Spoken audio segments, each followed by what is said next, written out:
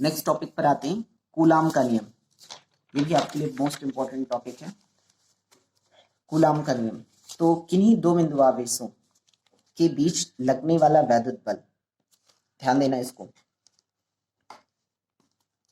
हम इसकी डिफिनेशन ऐसे लिखेंगे, किन्हीं दो बिंदु आवेश, मान लेते हैं कोई दो बिंदु आवेश है, हम वैद्युत बल की परिभाषा देखने वाले हैं इसमें, ठीक है। कूलाम के नियम में वैद्युत बल की डिफिनेशन डिफाइन की गई है, ठीक है। तो जैसे दो बिंदु आवेश थे, जैसे हमने अभी बात किया कि आवेश, दो विपरीत आवेश एक दूसरे को आकर्षित करते हैं। जैसे कि हमने ये कहा कि पेन जो है, अगर हम उसे रगड़ के कागज के पास लेकर जाएं तो उसे आकर्षित करेगा, ठीक है। तो इस पर प्लस आवेश है, इस पर माइनस आवेश है, तो इसने आकर्षित किया। तो जो बल एफ यहाँ कार्य कर रहा है उसकी गणना कैसे कर सकते हैं, तो उसके लिए कूलाम का नियम बनाया गया। तो बहुत आसान शब्दों में लिखा हुआ है, किन्हीं दो बिंदु आवेशों के बीच लगने वाला आकर्षण अथवा प्रतिकर्षण बल उनके आवेशों के गुणनफल के अनुक्रमानुपाती होता है एवं उनके बीच की दूरी के वर्ग के व्युत्क्रमानुपाती होता है। फिर से ध्यान देना, किन्हीं दो बिंदु आवेशों के बीच लगने वाला आकर्षण अथवा प्रतिकर्षण बल उनके आवेशों के गुणनफल के अनुक्रमानुपाती होता है एवं उनके बीच की दूरी के वर्ग के व्युत्क्रमानुपाती होता है, ठीक है। अर्थात इसे हम क्या समझेंगे कि मान लेते हैं हमारे पास कोई दो बिंदु आवेश था, एक का मतलब Q1 है, एक का मतलब Q2 है, ठीक है। और ये एक दूसरे से r दूरी पर स्थित है, r मीटर की दूरी पर स्थित है। अब इनके बीच जो लगने वाला बल है, हमने परिभाषा क्या लिखा है कि उनके बीच लगने वाला बल आवेशों के गुणनफल के अनुक्रमानुपाती, अनुक्रमानुपाती में हम सीधा सीधा लिख देते हैं। तो आवेश कौन कौन से थे, Q1 Q2, दोनों का गुणनफल Q1 Q2 हो गया, Q1 इंटू Q2, और वो उसके अनुक्रमानुपाती है। फिर कहा गया कि जो बल है वो उनके बीच की दूरी मतलब r के वर्ग मतलब r स्क्वायर के व्युत्क्रमानुपाती, व्युत्क्रमानुपाती को हमेशा हम 1 अपॉन लगा कर लिखते हैं ऐसे। तो क्या हो गया यहाँ पर, उनके बीच की दूरी के वर्ग के व्युत्क्रमानुपाती, व्युत्क्रमानुपाती मतलब हम 1 अपॉन लिख देंगे, ठीक है। अनुक्रमानुपाती का मतलब क्या होता है कि जब एक राशि बढ़ेगी तो दूसरी भी बढ़ेगी। यहाँ पर जैसे हम Q1 Q2 में किसी एक का मान अगर बढ़ा दें तो इसका मान भी बढ़ेगा, और यहाँ पर अगर हम इसका मान बढ़ाएं तो ये घटेगा, और इसका मान घटा दें तो ये बढ़ेगा। इसका मतलब होता है व्युत्क्रमानुपाती, जो विपरीत हो, ठीक है। जो व्युत्क्रम हो मतलब एक को बढ़ाओ दूसरा घट जाए। जैसे यहाँ पर अगर आप वैल्यू को चेंज करेंगे और वैल्यू बढ़ाते जाएंगे तो ये ऑटोमेटिक घटता जाएगा, ठीक है। अब इन दोनों को हम मिला देते हैं, तो मिलाने पर क्या होगा, एफ अनुक्रमानुपाती, दोनों को एक में मिलाएंगे, इसका गुणा इससे हो जाएगा Q1 Q2 बटे में r स्क्वायर। अनुक्रमानुपाती का चिन्ह हटाएंगे, बराबर का निशान लगाते हैं, हमें एक नियतांक लेना पड़ेगा। यहाँ पर हम नियतांक लेते हैं 1/4 पाई एप्सिलॉन नॉट के, और फिर इंटू Q1 Q2 अपॉन में r स्क्वायर। ये हो गया इसका फॉर्मूला, ठीक है। इसका मात्रक वही न्यूटन, बल का कहीं भी मात्रक न्यूटन ही होगा, ठीक है। यहाँ पर k को हम लिखते हैं, k एक नियतांक है जिसे हम परावैद्युतांक कहते हैं, ठीक है। वायु और निर्वात के लिए इसका मान k बराबर 1 होता है, ठीक है। और एप्सिलॉन नॉट, इसे एप्सिलॉन नॉट पढ़ा जाता है जो कि यहाँ पर है एप्सिलॉन नॉट, इसे हम निर्वात की वैद्युतशीलता कहते हैं, ठीक है। और इस पूरे नियतांक का मान 1/4 पाई एप्सिलॉन नॉट के, इस पूरे का मान जो है वो 9 × 10⁹ न्यूटन मीटर स्क्वायर प्रति कूलाम स्क्वायर होता है। इसको ध्यान से याद करना है आपको, क्योंकि ये एग्जाम में आ जाता है कि 1/4 पाई एप्सिलॉन नॉट का मान 9 × 10⁹ न्यूटन मीटर स्क्वायर प्रति कूलाम स्क्वायर होता है, ठीक है। नेक्स्ट टॉपिक पर बढ़ते हैं। अगली टॉपिक है एप्सिलॉन नॉट का मान। ये मोस्ट इंपॉर्टेंट है, क्लास 12 के एग्जाम के लिए भी, पॉलिटेक्निक के एग्जाम के लिए भी, दोनों में ही बहुत ज़्यादा इंपॉर्टेंट है ये। एप्सिलॉन नॉट का मान निकालते कैसे हैं, तो अभी हमने एक चीज़ कहा कि 1/4 पाई एप्सिलॉन नॉट के का मान 9 × 10⁹ होता है, ठीक है। तो के का मान तो हमने 1 ले लिया है निर्वात और उसके लिए, तो बचा कौन, 1/4 पाई एप्सिलॉन नॉट बराबर 9 × 10⁹ 9। ये जो 4 पाई है इसको उस तरफ भेज देंगे, मल्टीप्लाई कर जाएगा, तो यहाँ केवल बचेगा 1/एप्सिलॉन नॉट बराबर में कितना, 9 × 10⁹ गुणे में 4 पाई। एप्सिलॉन नॉट का मान चाहिए तो इसे ऊपर लेना पड़ेगा, तो हम दोनों तरफ व्युत्क्रम कर देंगे, व्युत्क्रम का मतलब उलट देते हैं, तो ये ऊपर जाएगा ये नीचे, तो एप्सिलॉन नॉट ऊपर, इसको भी उलट देंगे तो 1/9 इंटू 10⁹ इंटू 4 पाई हो जाएगा, ठीक है। अब हमें क्या करना है, 1/9 इंटू 10⁹, ये जो 4 है इसको ऐसे ही रहने देंगे और पाई का मान रख देंगे, पाई का मान 3.14, इस पूरे को हम सॉल्व कर लेंगे। सॉल्व करने पर हमारा जो आंसर है वो ये आ जाएगा 8.85 इंटू 10⁻12 कूलाम स्क्वायर प्रति न्यूटन मीटर स्क्वायर। ध्यान देना यहाँ पर 4 पाई जो था, यहाँ पर इसका मात्रक जो था वो न्यूटन मीटर स्क्वायर प्रति कूलाम स्क्वायर। हमें मात्रक जरूर याद रखना है। यहाँ पर जो डैश है उसका मतलब गुणा है। तो अगर हम इसमें देखें कि इसमें किसका मात्रक ये है वास्तव में, तो ये 4 पाई का कोई मात्रक नहीं, इसमें के भी एक नियतांक है उसका मात्रक नहीं, बचता है एप्सिलॉन नॉट। तो 1/एप्सिलॉन नॉट का ये मात्रक हो जाता है। तो जब हम इसको उलट देंगे तो उलटने पर ये चीज भी उलट जाएगी। तो उलटने पर क्या हो जाएगी, ये सी स्क्वायर ऊपर चला जाएगा, सी फॉर कूलाम है, प्रति न्यूटन मीटर स्क्वायर। तो न्यूटन मीटर स्क्वायर नीचे हो गया। तो इसीलिए एप्सिलॉन नॉट का जो मात्रक है वो कूलाम स्क्वायर प्रति न्यूटन मीटर स्क्वायर है। यहाँ डैश का मतलब गुणे से है, ठीक है। तो एप्सिलॉन नॉट का जो मान है, मात्रक है, वो कूलाम स्क्वायर प्रति न्यूटन मीटर स्क्वायर है। ये मान और मात्रक ये दोनों आपको याद रखना है। यहाँ तक लाके फिर उसके बाद सीधे आपको आंसर लिख देना है, ठीक है। सोल्यूशन करेंगे तो बहुत ज्यादा टाइम हो जाएगा। इसकी विमा m की पावर -1, l की पावर -3, t की पावर 4, a की पावर 2 होता है, ठीक है। विमा इतनी भी ज्यादा इंपॉर्टेंट नहीं, लेकिन एप्सिलॉन नॉट का मान निकालने के लिए आ जाता है, ठीक है। अगले पे आते हैं वैद्युत क्षेत्र। हमने भी कहा कि कोई भी असंपर्क बल है अगर, तो उसका एक क्षेत्र होगा जिसको हमें स्टडी करना पड़ेगा। सबकी परिभाषा एक जैसी होती है, विद्युत बल, विद्युत क्षेत्र, चुंबकीय क्षेत्र, सबकी परिभाषा एक जैसी है। तो वैद्युत क्षेत्र किसी एकांक बिंदु आवेश के चारों ओर का वह क्षेत्र, क्योंकि हम आवेश की बात कर रहे हैं, तो किसी एकांक बिंदु आवेश के चारों ओर का वह क्षेत्र जहां तक उसके प्रभाव का अनुभव किया जा सके उसे वैद्युत क्षेत्र कहते हैं, ठीक है। किसी एकांक बिंदु आवेश के चारों ओर का वह क्षेत्र जहां तक उसके प्रभाव का अनुभव किया जा सके उसे वैद्युत क्षेत्र कहते हैं, ठीक।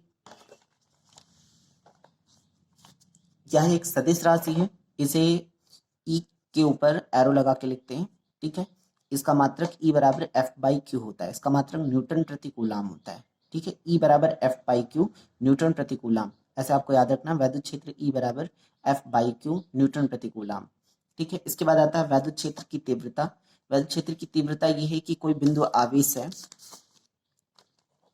तो किसी बिंदु आवेश के चारों ओर का जो क्षेत्र है उस क्षेत्र में उसका जो बल कार्य कर रहा है उसे हम बोलते हैं उसकी तीव्रता, ठीक है। तो वैद्युत क्षेत्र की तीव्रता किसे कहते हैं, वैद्युत क्षेत्र के किसी बिंदु पर स्थित वैद्युत बल को उस बिंदु की वैद्युत क्षेत्र की तीव्रता कहते हैं, ठीक है।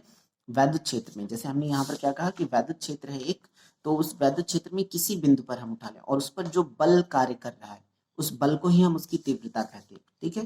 तो वैद्युत क्षेत्र में किसी बिंदु पर स्थित वैद्युत बल को उस बिंदु पर वैद्युत क्षेत्र की तीव्रता कहते हैं, ठीक है। वैद्युत द्विध्रुव, जब दो समान, जैसे मान लेते हैं हमने दो समान आवेश लिया, जैसे Q और Q ले लें, बस विपरीत हो, एक प्लस और एक माइनस हो, तब ये दोनों एक दूसरे पर बहुत तेजी से बल लगाएंगे और बल लगाने पर सीधे सीधे नहीं आकर्षित होगा, ये गोल गोल घूम जाएगा। तो गोल गोल घूमने को ही हम आघूर्ण कहते हैं। आघूर्ण का मतलब होता है घूमना, ठीक है। जैसे टंकी ओपन करते वक्त हम दोनों फिंगर से उस पर समान बल लगाते हैं, दोनों बिंदुओं पर समान बल लगाया जाता है और तब वो क्या होता है, उस बिंदु के सापेक्ष घूर्णित होता है, मतलब घूम जाता है। वैसे यहाँ भी है, जब समान आवेश हो और एक दूसरे से कुछ अल्प दूरी पर हो तब इस स्थिति में वो गोल गोल घूम जाएंगे, जिसे आघूर्ण कहेंगे, ठीक है। परिभाषा कैसे लिखेंगे वैद्युत द्विध्रुव की, तो इस संरचना को हम वैद्युत द्विध्रुव कहते हैं और इस पर इसके इस घूमने पे जो बल कार्य कर रहा है उसे हम वैद्युत द्विध्रुव आघूर्ण कहते हैं, ठीक है। तो जब दो समान परंतु विपरीत आवेश एक दूसरे से अल्प दूरी पर स्थित हों तो इस समायोजन को वैद्युत द्विध्रुव कहते हैं, ठीक है। जब समान परंतु विपरीत आवेश एक दूसरे से अल्प दूरी पर स्थित हों तो इस समायोजन को वैद्युत द्विध्रुव कहते हैं। वैद्युत द्विध्रुव आघूर्ण आवेश Q तथा उनके बीच की दूरी 2L के गुणनफल को वैद्युत द्विध्रुव आघूर्ण कहते हैं, ठीक है। इसे P से प्रदर्शित करते हैं, P के ऊपर एरो लगा के प्रदर्शित किया जाता है, ठीक है। यह एक सदिश राशि है और इसका फॉर्मूला हो जाता है P बराबर 2L इंटू Q, क्योंकि Q आवेश था, उनके बीच की दूरी, दोनों के गुणनफल को वैद्युत द्विध्रुव आघूर्ण कहते हैं। तो P बराबर 2QL, इसका मात्रक होता है कूलाम इंटू मीटर, ठीक है। आगे बढ़ते हैं। इसके बाद आता है वैद्युत द्विध्रुव, किसी बिंदु पर वैद्युत क्षेत्र की तीव्रता का व्यंजक, ठीक है। तो आवेश के कारण विद्युत क्षेत्र की तीव्रता का व्यंजक, बहुत ही सिंपल सा फॉर्मूला, यहाँ जो प्रूविंग है उसमें हम ध्यान देंगे। हमने दो फॉर्मूले बताए, उन्हीं दोनों को मिक्स करना है। एक फॉर्मूला आपने पढ़ा है F बराबर 1/4 pi epsilon not Q1 Q2 बटे में R स्क्वायर, ठीक है। एक दूसरा फॉर्मूला भी आपने पढ़ा E बराबर F/Q, ठीक है। अब Q की जगह पर अगर हम यहाँ Q1 Q2 की जगह पर एक Q ले लें और एक Q को Q0 ले लें और यहाँ पर एक Q0 ले लें, ठीक है। दोनों अलग अलग ही हैं, हम Q1 Q2 रख के इसे भी 2 ले सकते थे, लेकिन Q एंड Q0 लेते हैं और Q0। तो एक बात जरा ध्यान देना, ये F है, तो F का ये वाला फॉर्मूला लाकर इस F की जगह पर भर दो, ठीक है। तो क्या करेंगे, E बराबर इस F के फॉर्मूले को यहाँ पर रख रहे हैं, तो 1/4 पाई एप्सिलॉन नॉट Q0 बटे में R स्क्वायर, बटे में कौन है, Q0। ध्यान देना फिर से हमने किया क्या है, एक फॉर्मूला ये आपने पढ़ा F बराबर 1/4 पाई एप्सिलॉन नॉट Q0 बटे R स्क्वायर, दूसरा फॉर्मूला आपने पढ़ा E बराबर F/Q। तो F के इस मान को उठा के इस फॉर्मूले में भर देंगे, F का ये जो मान है उसको उठा के इस फॉर्मूले में भर देंगे। भरने पर ये Q0 और ये Q0 कैंसिल आउट हो जाएगा। इसके बाद बचेगा 1/4 पाई एप्सिलॉन नॉट, यहाँ बचा Q और यहाँ बचा R अपॉन में R स्क्वायर। तो वैद्युत क्षेत्र की तीव्रता का ये फॉर्मूला हो गया, ठीक है। इसका मात्रक क्या होगा, वही थी न्यूटन प्रति कूलाम, जो मात्रक इसका था, क्योंकि ई का ही फॉर्मूला है, बस थोड़ा सा चेंज फॉर्मूला है, ठीक है। तो ई का मात्रक था न्यूटन प्रति कूलाम, तो यहाँ भी ई का मात्रक न्यूटन प्रति कूलाम हो जाएगा, ठीक है। नेक्स्ट पे आते हैं, डिफिनेशन ही खाली देख लेते हैं। वैद्युत फ्लक्स, तो किसी वैद्युत क्षेत्र में खींचे गए पृष्ठ के लंबवत गुजरने वाले संपूर्ण वैद्युत बल रेखाओं की संख्या को वैद्युत फ्लक्स कहते हैं, ठीक है। किसी वैद्युत क्षेत्र में खींचे गए किसी पृष्ठ के लंबवत गुजरने वाले संपूर्ण वैद्युत बल रेखाओं की संख्या को वैद्युत फ्लक्स कहते हैं, ठीक है। वैद्युत फ्लक्स का मतलब ये है कि कोई बिंदु आवेश है और बिंदु आवेश से अगर ये वैद्युत बल निकल रहे हैं ऐसे अलग अलग, तो अगर इसमें हम कोई एक पृष्ठ खींचे तो इस पृष्ठ से जितने बल की संख्या निकलेगी उन्हीं संख्या को हम क्या बोलते हैं, वैद्युत फ्लक्स कहते हैं, ठीक है। ये काल्पनिक रेखाएं हैं, ठीक है, जिनकी मेजरिंग की जाती है गॉस के प्रमेय से, तो इसी से आगे गॉस का प्रमेय निकलता है, ठीक है। तो वैद्युत फ्लक्स की डिफिनेशन याद हो जाएगी, बहुत आसान है। इसी प्रकार चुंबकीय फ्लक्स की भी परिभाषा आपको आगे मिलेगी। किसी वैद्युत क्षेत्र में खींचे गए पृष्ठ के लंबवत गुजरने वाली संपूर्ण वैद्युत बल रेखाओं की संख्या को वैद्युत फ्लक्स कहते हैं। गॉस का प्रमेय, किसी वैद्युत क्षेत्र में रखे, गॉस का प्रमेय, किसी वैद्युत क्षेत्र में रखे किसी बंद पृष्ठ से गुजरने वाले वैद्युत फ्लक्स का मान उस पृष्ठ के आयतन के आवेश का 1/ε0 गुना होता है, ठीक है।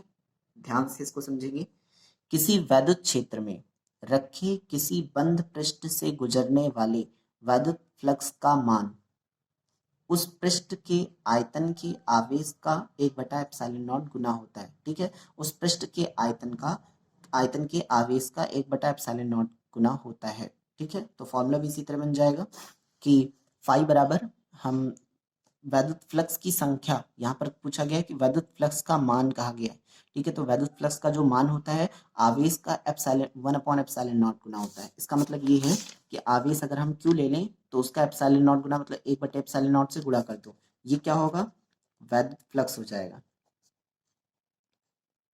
और वैद्युत फ्लक्स को हम फाई से इंडिकेट करते हैं, तो फाई बराबर Q का 1 से गुणा Q और बटे में ε0, ठीक है। तो ये हो गया गॉस का प्रमेय। गॉस के प्रमेय की आवश्यकता क्या है, अभी हमने वैद्युत फ्लक्स की परिभाषा पढ़ी है, ठीक है। तो उसी वैद्युत फ्लक्स को नापने के लिए जिस चीज का यूज किया गया, जिस प्रमेय का यूज किया जाता है, वही गॉस का प्रमेय है, ठीक है। गॉस के प्रमेय में यही बात लिखी गई कि जो वैद्युत फ्लक्स है उसका मान, हम ये भी कह सकते हैं, ये इतनी लाइन हम ना लिखकर हम ये कह सकते हैं कि सीधे वैद्युत फ्लक्स का जो मान है वो उस पृष्ठ के आयतन के आवेश का, पृष्ठ के आयतन के आवेश, ठीक है। क्योंकि पृष्ठ है कोई भी त्रिविमीय ज्यामिति का पृष्ठ होगा तो उसमें जितना भी आवेश है उसमें 1/ε0 से गुणा कर दो सीधा, तो हमें क्या मिल जाएगा, वैद्युत फ्लक्स का मान मिल जाएगा। यही गॉस का प्रमेय, ठीक है। तो डिफिनेशन में कैसे लिखेंगे, बस सावधानी से एक एक स्टेप को याद कीजिए। किसी वैद्युत क्षेत्र में रखे किसी बंद पृष्ठ से गुजरने वाले वैद्युत फ्लक्स का मान उस पृष्ठ के आयतन के आवेश का 1/ε0 गुना होता है, ठीक है। अर्थात फाई बराबर Q अपॉन में ε0, ठीक है। इसके बाद आते हैं वैद्युत विभव पर। तो किसी एकांक धनावेश को, डिफिनेशन याद कर लीजिए सीधे, किसी एकांक धनावेश को अनंत से किसी वैद्युत क्षेत्र में लाने के लिए किया गया कार्य वैद्युत विभव कहलाता है। किसी एकांक धनावेश को अनंत से किसी वैद्युत क्षेत्र में लाने के लिए किया गया कार्य वैद्युत विभव कहलाता है। अर्थात V बराबर W/Q, इसका मात्रक वोल्ट या जूल प्रति कूलाम होता है। विभवांतर, किसी वैद्युत क्षेत्र के भीतर एक बिंदु से दूसरे बिंदु तक किसी आवेश को ले जाने के लिए किया गया कार्य विभवांतर कहलाता है।